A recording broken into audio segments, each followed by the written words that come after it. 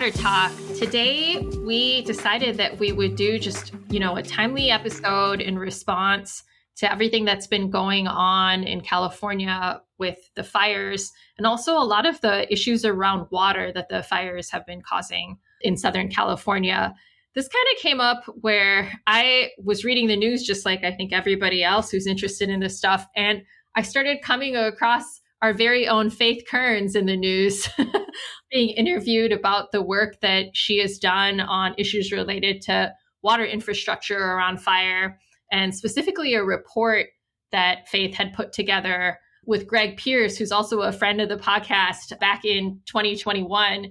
And it was one of those moments where I was like, okay, everybody in the world is interviewing Faith. Why are we not talking to Faith about this issue? So we got back in touch easily, of course, with Faith. And also Greg Pierce is going to join us today to talk about water infrastructure and issues around water and even drinking water related to the fire situation in California. So yes, Sam, what are your thoughts on this topic? No, I have had many different people that have suffered the fires that I have been able to get in contact. Later, we are going to see that also Greg Pierce has a close person that also lost their home. And as you're mentioning, as I was reading the report, Wildfire and Water Supply in California, and this was published in 2021, responding to different questions that we had. Something that I like about the report is that it is written in this kind of question framework rather than topic framework, with some recommendations. And I don't know, it talks about what can be done before, during, and after the fires. I think this can be a great conversation. The one other thing that I want to acknowledge is that many of our listeners may have similarly people that they were affected by the fires, or they themselves were affected for the fires. So our most sincere support, and through these times, I was mentioning in a different conversation that things are becoming to a point that it is becoming more stressful for some of us that we work in the water sector. While we are going to be talking this in a scientific manner and so on, we totally want to be respectful of everyone's feelings and conditions, and we are doing this in a way to maybe have a constructive conversation around this topic, that we don't want to be in this situation. And I think all of us, including myself, I'm reading and I'm trying to educate myself for these conditions, and we want to make our due diligence to share this with the rest of the audience. Yeah, absolutely, Sam. And this is something where the whole country is thinking about this, and our thoughts are going out to everybody in California. We didn't have this episode planned, of course, but my closest friend that I grew up with reached out and said, are you guys going to do something about this? And she's in Kentucky. So I was just like, why aren't we doing something about this? And that's kind of how we decided to put this together. So without further ado, let's talk with our very own Dr. Faith Kearns and Greg Pierce.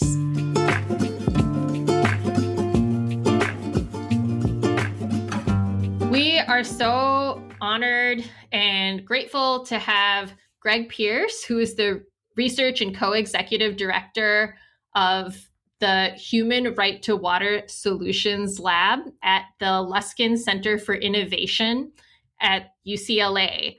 Greg has been on the podcast before, and his research, teaching, and service is motivated by persistent inequities in access to essential environmental services that we need to survive and thrive. He examines how infrastructure planning and policy efforts either perpetuate or address service inequities, and demonstrates how communities strategically cope with and overcome inequities. And his primary focus is on water insecurity, but he also is examining solutions to cross-cutting issues. And in this case, the cross-cutting issue is related to fire.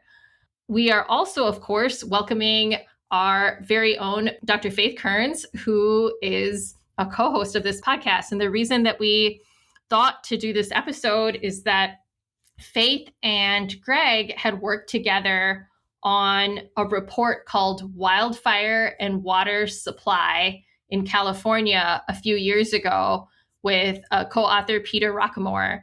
And this particular report really has laid a lot of groundwork and foundation for some of the questions that people have been asking right now.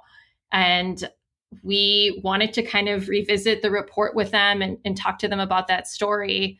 Thanks for joining us, Faith and Greg. Welcome back, Greg. All right. So I guess the first question I was thinking is if the two of you can tell us a little bit to like what led to the writing of that 2021 report and the process that you used, because it was a really interesting process.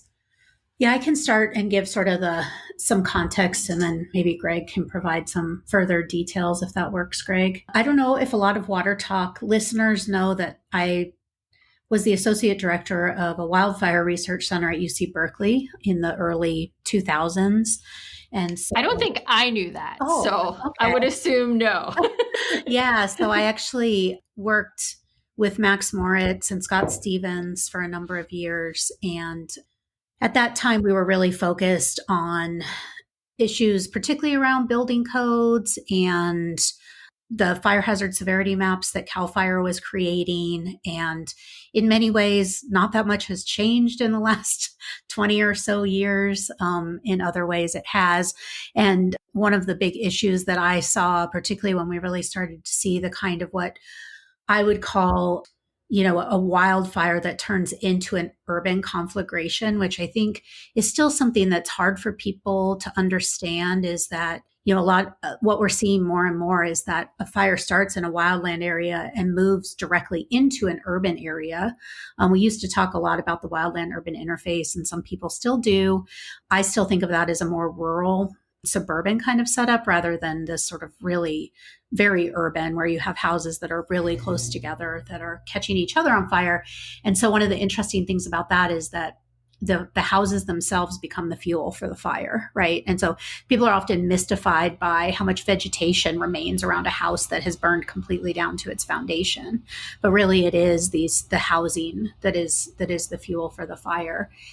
And so at least from my experience, although I wouldn't say it's probably the first time it's happened, the first time I really saw the potential for this water sort of issue to become really big in California in particular was during the Tubbs fire in 2017 in Santa Rosa, where the fire burned hot enough that it actually melted water infrastructure and led to some benzene and other sort of volatile organic compound contamination.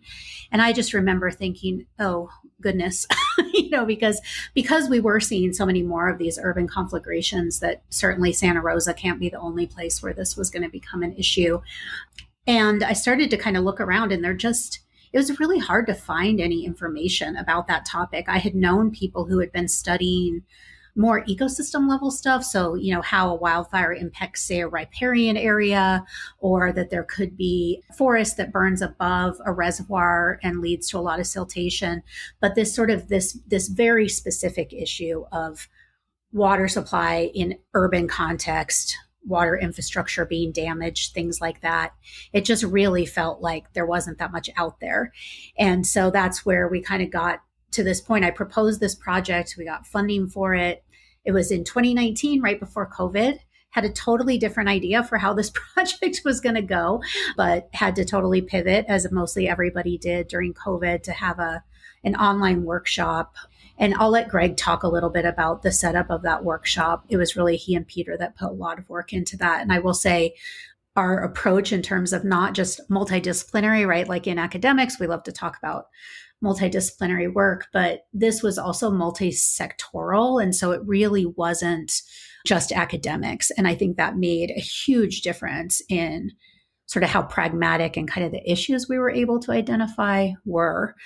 Greg, do you want to add to that? Yeah, I think you covered it really well, and credit to Faith certainly for having the original idea that she brought to me, and then we did involve Peter, who's now at the city of Santa Monica. But I think just briefly to reflect further on the report, as Faith said, it was really inspired by some of the publicity for the first time, sort of the effects for the first time, at least as far as it really been documented around wildfires, especially effects on drinking water system and private plumbing infrastructure and the water quality impacts of that. The Tubbs fire and the Camp Fire kind of even taking at least the publicity around it to another level. But the report did look at, I think, 4 broad aspects of the relationship between wildfire and water supply systems, all which are relevant today. And we brought together, as Faith already said, kind of as diverse of a group, I think, as we could, both sectorally and sort of regionally and from other perspectives. And Greg, thank you for being here back in the podcast, Faith. As I'm seeing the report, perhaps if you can talk a little bit about that effects on water supply of upstream wildfires. Yeah, I can say a little bit, then Faith, feel free to join in. First of all, I should say, I don't do this research on the ground myself, but in some ways, I think, actually in every way, this sort of part of the research has been around the longest and has been fairly well quantified, although, of course, the relationships are changing or getting more severe, perhaps one would say, around the impacts, post-wildfire on water supply in 2 broad ways. One affecting erosion and burning of a lot of ground cover specifically, and other types of vegetation that helps retain water and sort of regularize flows of water for water supplies, of quantity and regularity of supply issues, as well as it just directly impacts what I'll call raw water supply. Well, water that eventually becomes supply to urban or to, large population centers.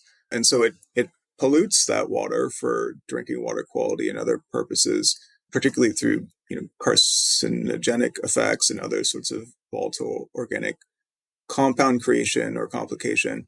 And it essentially, though, at least for large water systems, it functions as a need to treat water more and more cost to treat out sort of the contamination to make sure you have sufficient drinking water quality. So it can be done. It is done. It introduces a cost, but it's not, and it can introduce some new sort of introduction of technologies, but it is I would say the water quality part of that is sort of more addressable than a lot of the other aspects that we're looking at. But Faith? Yeah, I would say the same. I mean, I think there has been a focus on this particular piece for much longer. And my sense of that is because it is so directly tied to water supply, right? So a lot of the large scale funding in California that's sort of gone for forest management a lot of times has this sort of water supply protection piece to it. And so a lot of the biggest projects on that kind of thing tend to take place in the upper, the mountains and some of the bigger reservoirs. And people have really been looking at that and trying to quantify the benefits of forest treatment and all that kind of stuff for quite some time. And not just in California, we're doing it here in Arizona and New Mexico. I mean, I think that's a really prevalent piece. So I think we didn't, that it was still like interesting in the workshop to learn, though, just depending kind of particularly in California where you were in the state, how much that piece mattered, right? So it's almost like as we're moving down from upper watersheds into these urban areas, the suite of issues becomes slightly different. And I do think the way that it manifests itself a little bit in the current conversation has to do with this whole thing about water supply and just, LA's water supply is sort of disconnected from these larger arguments about other water supplies in California. So yeah, it's an interesting area. And that makes sense to me. I mean, I'm thinking of our national audience. This is one of those things where if you put the reservoirs where the wildfires are going to happen, you're going to think about wildfires and reservoirs earlier on, right? Is that fair? Yeah, I just think that water supply is really valuable.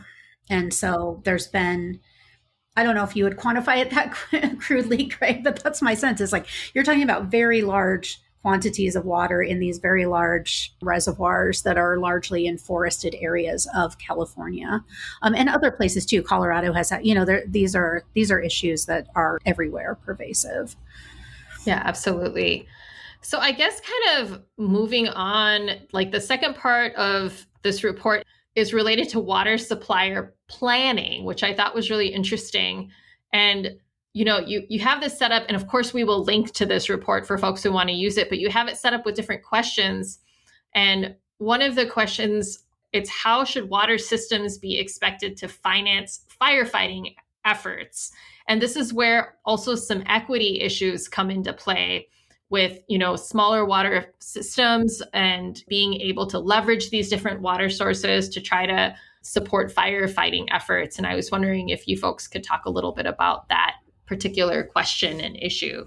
Yeah, I mean, I think that's sort of become at least one of the leading questions at this point. What can you expect out of an urban water system, for one thing, was sort of, and it's been interesting to see that conversation kind of evolve and people's sense of what urban firefighting is versus wildland firefighting. But I think this issue particularly of like resourced, how well resourced a particular water provider is, also the role of the fire service in it, is the job of the fire service to just show up and the water is there for them, or do they get involved somehow in the water supply issues?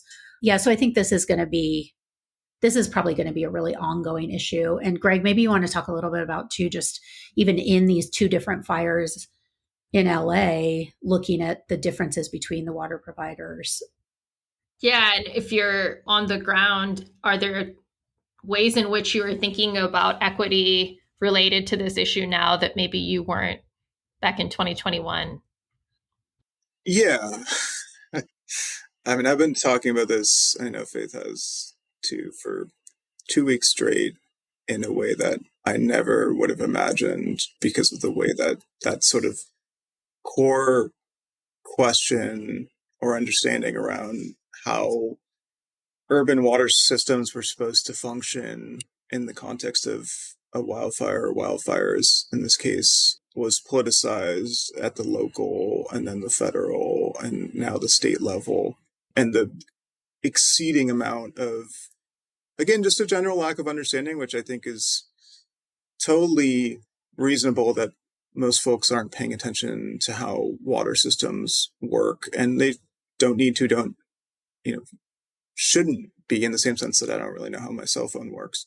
But yeah, all sorts of misinformation and disinformation that goes against what every single expert on both the water supply and firefighting in those spaces has now said, which is that urban water systems aren't equipped to fight wildfires and haven't been expected to do so. A large part of that does go back to the question we posed in the report. That's more of a wonky question, which is, how is all of this paid for? In part, it boils down why urban water systems are not well equipped to fight wildfire. In part, boils down to most people are again saying in these cases, no amount of water would have stopped the wildfires, and that water supply is one part of a several factor equation about how to fight wildfires like this. We can talk about that. But then the other part is just simply how much we're willing to pay to make water systems, much more, or to a degree more, and then much, much, much more robust to fight wildfires. And that involves an equation of more water supply, but especially more infrastructure to hold water supply in very local areas and move it quickly between areas. Your fire hydrants, never expected in my life to spend so much time talking about fire hydrants, but your tanks, your reservoirs, your pipes, and then the power and the redundancy of power to do that when your power supply is compromised and your pressure is compromised for a variety of factors during wildfires. But I do want to comment on, as Faith was just mentioning, I mean, there were 2 big fires and there are other smaller fires. They affected at least 8 different water systems. We have 200 in the county. There's 3,000 in the state. LA actually isn't that much more fragmented than other places. We'll leave that aside. But very different stories with the 2 big fires that everyone's talking about. The Palisades fire, where the Pacific Palisades is served by the Los Angeles Department of Water and Power, the biggest water system in the state, certainly among the most technically competent. And the Palisades is a small sliver, I think it's 0.6% of the population that's served by the city, and is a much harder area to serve in general, any water, than most parts of the city, because it's hilly and it doesn't have really its own supply. And it also has a vast disparity in terms of generally being much more wealthy, affluent, much more wealthy and affluent. Not everyone, but generally being much more wealthy and affluent than the average City of LA resident. And when we think about the implications and who should pay for whatever we're building back in the future, huge equity questions about whether that should be financed by the whole City of LA or by residents or some degrees in between. Yeah, and I was also thinking about how can water systems be supported to maintain power and continue supply during fire. And that when you have a really great discussion about the generators and also the access of the personnel during the fire, that they are not firefighters, but they can be exposed at that time or not, and how technologies can be used. Do you want to expand or elaborate on that? Yeah, I mean, I think those were some of the first questions that were really coming up when we first started, talking with a lot of journalists about this. Again, I think there's the generalizable kind of case, and then there's a lot still unknown, but certain things have become more clear. But one of the things that I wasn't sure about, and still kind of am not, maybe Greg could speak to this, was the role of power shutoffs. There's a couple different things that I have emerged from this whole thing with having questions about. One is definitely this issue of power supply, because that was certainly something that was brought up to us, and we included in the report we talked a little bit about this idea of backup generators, because, you have to think, like, especially if you're trying to move water uphill, there's pumps, there's all sorts of ways that infrastructure can either be damaged, right, directly by a fire. It can get depressurized by use. There just are all sorts of things that can happen. And so I think this issue of power supply is definitely one that is going forward going to continue to be a big issue. As we all know, the power safety shutoffs are already kind of a controversial and interesting tool, very blunt tool to attempt to utilize, and then to kind of see all the knock-on effects of turning the power off. And certainly the LA Times did a great, Ian James and a co-author wrote a piece that really tried to talk about what exactly happened at LADWP during this fire, and sort of talks about some of the very specific issues that arose for them. And it sounded a little bit more like depressurization and things like that were a big issue. But I can imagine lots of situations in which power safety shutoffs are also going to be a water supply issue. The other thing that's interesting was, and again, Greg can maybe speak to this, there's the idea of using diesel generators as backup sources. It's a little, where do you cite those things, right? That they're not also in the way of the fire.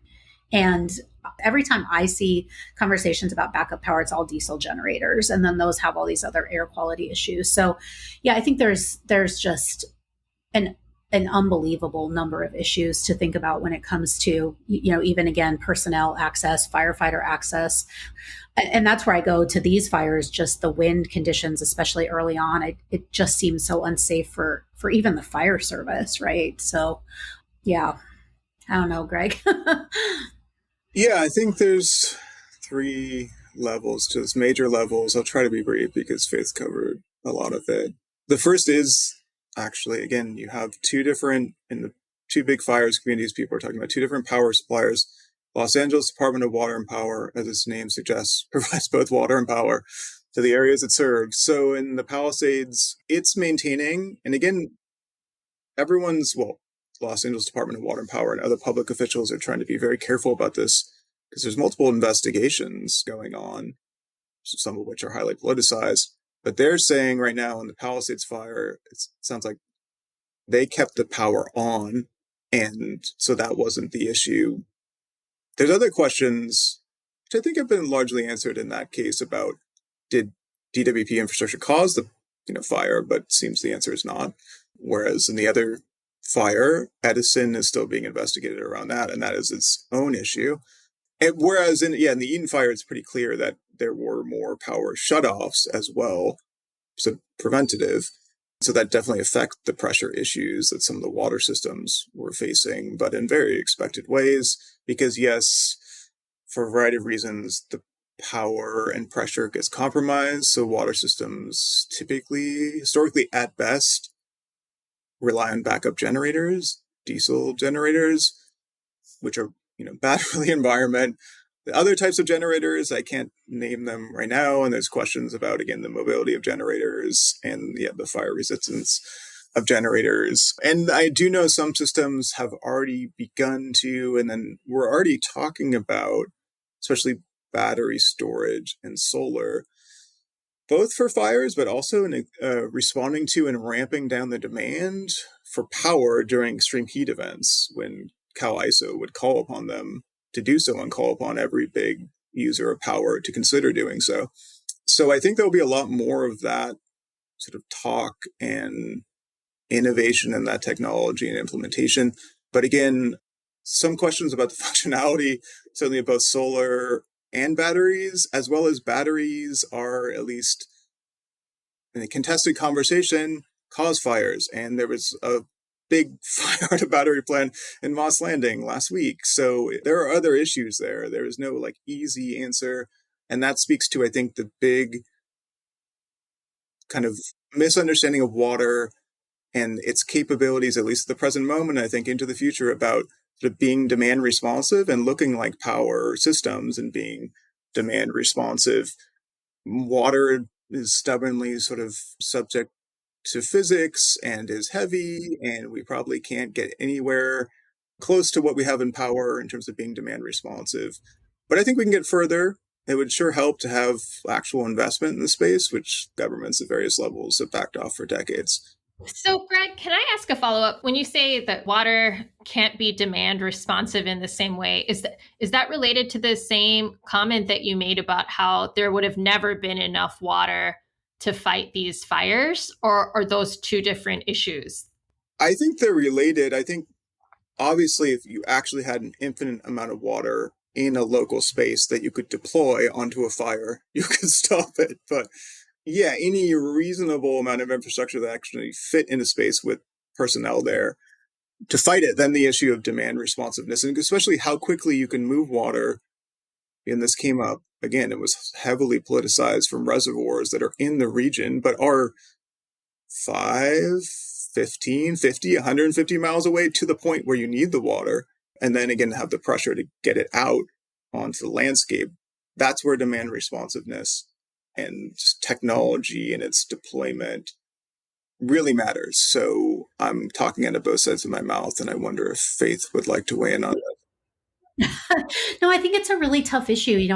San Francisco has this very interesting water supply system that's called the Emergency Firefighting Water System, right? And San Francisco has this extremely interesting fire history anyway, because the 1906 earthquake set the city on fire, right? And so a lot of our modern building codes, like urban building codes related to fire, kind of emerged from that incident, really, because a whole bunch of buildings that were all wooden and whatever kind of caught each other on fire.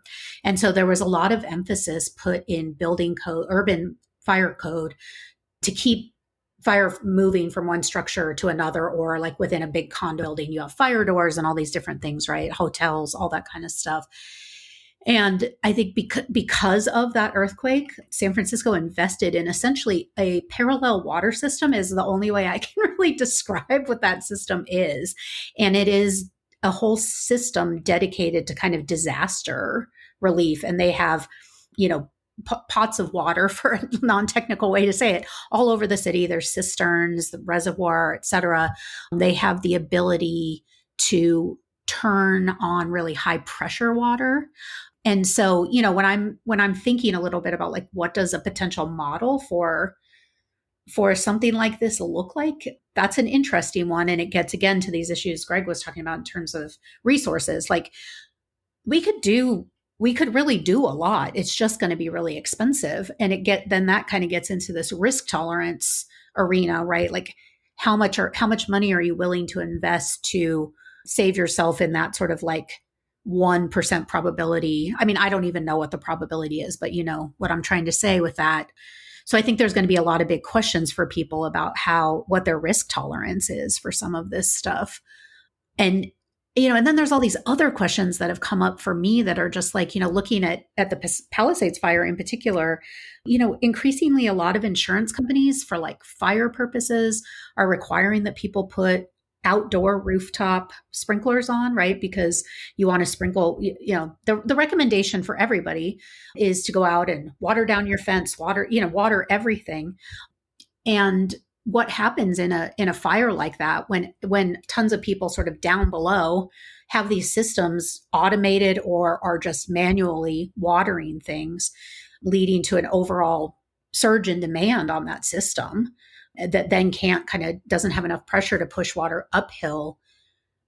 And, you know, if our advice to people from a prevention perspective is to water everything down, you know, like those are sort of minor questions, but it really gets into like, what is this thing that we're doing? It really gets into, to me, like that this is such a complicated problem. There's water, there's disaster, there's power, there's just all these things, climate change, and, you know, sort of in the background of everything. So it's just a really complex set of things that I think a lot of communities are going to have to decide for themselves. And then you end up with these equity issues. It is complicated. This goes perhaps to the following part of the report relating to water supply, fire, and housing.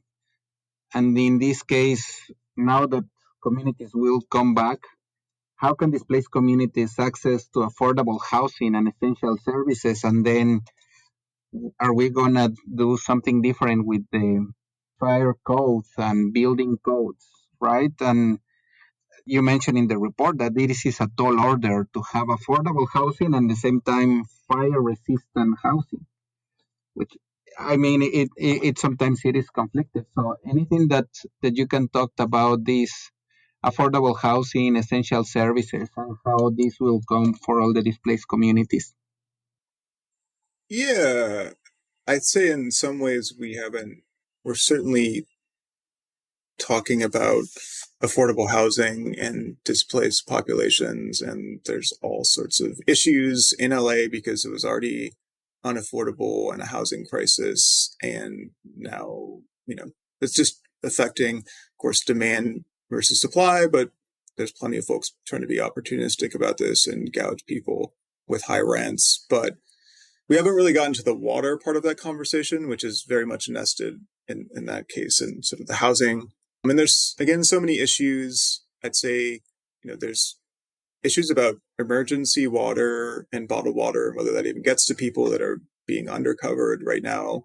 Perhaps it's all going well, but it usually doesn't. So I'd like to see more attention to that. There's certainly issues around like infrastructure for temporary housing units with folks who are displaced for a while and can't find other sort of private housing, just water supply. Those, especially, they tend to be sort of manufactured housing, mobile home type. So there's lots of questions there. And I know, Sam, you know about some of those issues. But then the biggest issues are going to be around, first of all, the cost of, I mean, building back a lot, both the structures for them, building them just back up to the codes that we now have, whether we're going to do that, because there's already been some releases around doing that are, again, fairly politicized. But then again, that's more expensive than it was 30 years ago. Inflation has taken its toll. And then we're talking about building fire-resistant structures, which honestly I'm not qualified to talk about the cost versus non-fire resistant structures, but Faith is. But again, if we're talking about sort of water and also sewer infrastructure that's resilient to fires in the future, and on the water side, it's the private property side also fights fires without drawing down the public system. That's again another layer of cost, especially in an environment where contractors are going to be scarce and there's, again, price gouging. So those are some of the issues we're facing. We're going to face. A lot of those conversations haven't even played out.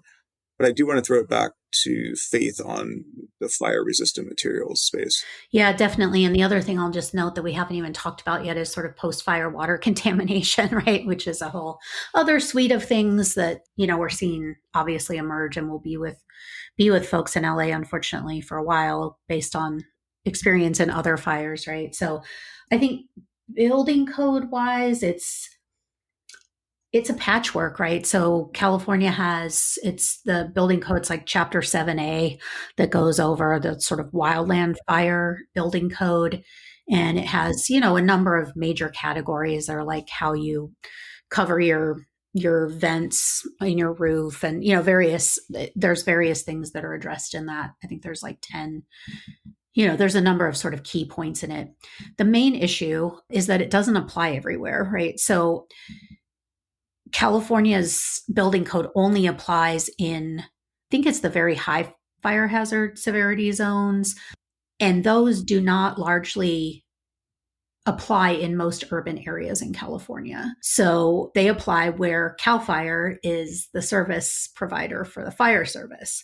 And so this is where you can start to get a sense of the patchiness of the fire service as well, right? Because there's county firefighters, there's municipal city level firefighters, there's the state, there's the National Guard, there's the Forest Service, there's sort of all these different levels of firefighting service. And so the way they decided to do the building codes was very much based on the set of maps that were also very political, remain political in terms of people being worried that if you are classified as being in a high risk fire area, your house will lose value. There's just all this stuff. And a lot of cities are reticent about it because obviously stopping development in any real way reduces the tax base for that place. So it's, it's hard to picture building codes totally saving us. But within that, cities can also choose to meet those standards or even go higher than them. And I think there are, in the past few years, Steve Quarles in particular, who's a emeritus at UCANR, has done some of the top work on this in the world, in the country, looking at this idea of an ignition zone that's within like 0 to 5 feet of the house, and that being a really crucial piece of things. We always used to look within sort of 100-foot buffer around the house at vegetation and things like that. And now it's just, how do you even think about those building codes? Because a lot of it was about fire coming in from the outside, which it still is, but the idea of a structure catching another structure on fire isn't quite what those building codes were developed for. They were really, in a lot of ways, developed for a situation in what we would consider more of a traditional rural, urban, wildland urban interface, where you're really dealing with trying to cut your brush back and do all these different, so I think there's a ton of helpful stuff in there. And if people are able to proactively do it, some of it is very inexpensive to do. It's literally getting like hardware cloth and putting a 6-inch square of it over your vents. There are other pieces of it, particularly rated to that 0 to 5 feet, that I think are a little harder, because the recommendation is that you kind of don't have anything up against the house within that first 5 feet. And that includes mulch, landscaping, flower boxes, your fence being connected to your house, right? So you can imagine all the ways in which that could create expense for people. And so but I will say that like one of the big challenges has always been retrofitting existing housing stock in California versus what you're able to do with a new house. And it is much, much harder to retrofit in every regard, including fire, an older house than it is to just build from scratch using those current codes. And I guess to follow up, Faith, you mentioned this briefly, thinking about, retrofitting homes and thinking of building new homes. Like, it seems that we can also apply those same ideas to the water infrastructure itself, right? Because that's this part, we haven't talked about as much, which is the water infrastructure actually burning and then polluting the drinking water with things like benzene. And I think all of us are reading about that, but curious, Greg, if you want to comment on that, or Faith, if you have any ideas about this. Yeah. So again, I think there have been some stories, but it is yet to fully play out, because it'll take months, really years, for people to be able to come back and test the water relevant to when they're drinking it. Right now, we have several systems, again, there's at least 8 systems affected, but several who either had or have do not drink or boil water notices, some controversy over which is which, but related to the actual infrastructure, the water system infrastructure getting compromised, either again because power went out, so they couldn't treat it, or actual, infiltration into pipes, or pipes burning, or, partially melting. So causing all sorts of things to get into your water. But a lot of those can be, especially by the larger systems, can be and will be sort of flushed out and corrected relatively soon. Some of them won't be for some of the smaller, medium-sized systems. Again, we don't even know what those impacts are. But with the longer-term issues are really around damage to plumbing or premise plumbing, pipes in your private property, which are as the private property owner, your responsibility, not the water systems. And again, especially you have issues with plastic pipes being used in those contexts, and then complete burning or melting and really nasty stuff, to use a technical term, in your water. The water system doesn't know what's in everyone's private pipes, and to address those issues, which again are relevant when you move back and when you rebuild, which I understand are not maybe simple stages. You first of all, you want to look at your water system's guidance, but then to be sure that your water's safe, especially if you're in actually a fire burned area or really close to a fire burned area, you have to take a test of your water, which is hard to do. To get accurate results, you have to get a lab certified test, or it's otherwise pretty worthless, especially for these things. And then you may need to either replace infrastructure, or if it's mild, you may be able to get a filter. But I also say I know because I get plenty of emails right now from people who aren't in areas that, like, their house didn't burn. They may or may not be close to an evacuation zone, or they're far away and they think their water is now contaminated.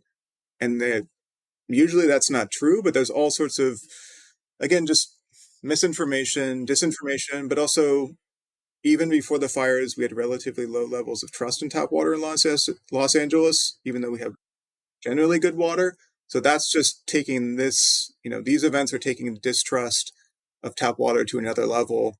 And lots of different agencies have responsibilities, are doing different things in these contexts.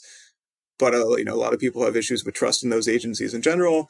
And also those efforts, again, at best, are ad hoc and loosely coordinated. And there are very few examples of how they've gone really well. I think there are one or two now. But like all sorts of communication and clarification have to be done by agencies to do this. And we really need, especially nonprofit partners and community-based partners who are trusted messengers, to help us with the efforts to just communicate what's going on and how you can figure out what's going on with your drinking water quality in these contexts. I tried to be brief with that answer, but it went being long, so I apologize. No, it was helpful. So Faith, I'm actually going to switch and ask you a different question. Faith, we always ask our podcast guests, how can we support them? And I am going to ask you that question in a different way, because I'm looking at the two of you and just thinking about your book, Faith, about getting to the heart of science communication, and thinking about the impact that, communicating about disasters, and I know the two of you have been doing this for the last 2 weeks, has on communicators in this space. And I'm wondering, how can we support you as a communicator, or if there's anything you want our audience to know about that particular, I guess in a way, it's almost like a lot of things that you do kind of came together in the past couple of weeks. Yeah. I mean, in comparison to somebody who just lost a house or whatever, I would definitely center the experience of folks who are directly affected. That being said, I have increasingly seen over the course of my career that it's a different role of sort of the vicarious trauma that comes with kind of covering / sort of speaking to these issues over what for me has basically been 20 years or more at this point. And the interesting role that you have in that situation where, Greg's in a different spot right now, and I have been too, in terms of being very directly close to a fire and impacted by smoke and all of those things, which does take sort of an extra toll. But the piece that I think is really challenging is just having foreseen some of these issues and, working on them for what feels like such a long time, only to have the problems get worse and worse, right? Like these are definitely the kinds of issues we had seen even 20 years ago. And I know there are people who've been at it much longer than me as well. So for me, a lot of it comes down to like, how do we actually move the ball forward? That would be for me, so that this kind of thing isn't happening to communities on multiple times during a year. Right. And I do think just, for people who are in the same boat as Greg and I, that, just learning how to kind of take care of yourself through this. Like I've noticed for myself I am not able right now at all to read any of the stories of, for example, how people died. I have done a lot of that in my career in ways that stories have stuck with me to a degree that like is sort of, it's maybe not the best thing to keep repeatedly doing to yourself. And so, I've tried to, in this particular instance, to have a little bit of more of a being the surgeon or the whatever who has to kind of play a professional role in that situation and let that be okay. Because I felt a little strange about how unemotional I've felt about it, but sometimes that's just the way it is, and it'll comes and hits you at different times. Plus, I think you have just different roles, and I think stepping right in the beginning, particularly on this issue, that it felt like Greg and I were some of the only people around who had even really looked at it, felt certainly like a service obligation, right? Like we learned some stuff, we should definitely try and share it. So Greg, similarly, how can we support all this work and this effort that you have done, and now you being the local person there and personally affected? Yeah, just echo really everything Faith said. First, I think support for relief and recovery for those directly affected is where my mind goes. I hope, although it doesn't, I hope it goes without saying. The second would really, I think, before we get to, people like myself, would be supporting like the public process and recognizing the trade-offs and the costs of building back efforts writ large. And again, I think plenty of critiques land for public officials or whatnot in the space, but think about not just how you didn't like what happened or it greatly affected you, but how can things be done differently that are possible and that are real. And also, if you don't have those ideas, trust the people who work in this space. But I think, more broadly for folks trying to communicate about this. And I was personally affected. My brother lost his house in one of these fires. So there's a lot of personal motivation there. But I think just really we're doing our best. I don't have any complaints about playing this role. There are the classic things that Faith has laid out very well in her book about how, universities and employers don't necessarily know how to support folks suddenly doing 15 to 55% more work for what it looks like is an extended period of time. But those are issues maybe we're getting a little bit better about. And I should say for my institution, I feel a ton of support in multiple ways. So I'm grateful for that. But I'd also say, a call to other researchers and other people in adjacent spaces, like join the space, become the experts. We need more people. Faith and I and others have no interest in claiming space. We're just trying to help. So please become part of the answer and solutions so we can do better in the future. Because we have a very uphill battle with climate change. These issues are not going away. Well, thank you so much, Greg and Faith. We really, again, appreciate you taking the time and taking the energy, some of that very precious energy that you're expending right now to talk to us about these issues. Thank you for listening to the Water Talk podcast. I'm Malika Noko, an assistant professor and state extension specialist in agricultural water management at the University of Wisconsin-Madison. I'm Faith Kearns, and I'm the Director of Research Communications with the Arizona Water Innovation Initiative at Arizona State University. I'm Samuel Sandoval. I'm a professor at UC Davis and a cooperative extension specialist in water resources management at the University of California Division of Agriculture and Natural Resources. If you enjoy our show, please review, listen, like, and subscribe anywhere you get your podcast. Please find transcripts and additional content at watertalkpodcast.com. Original music by Paloma Herrera Thomas.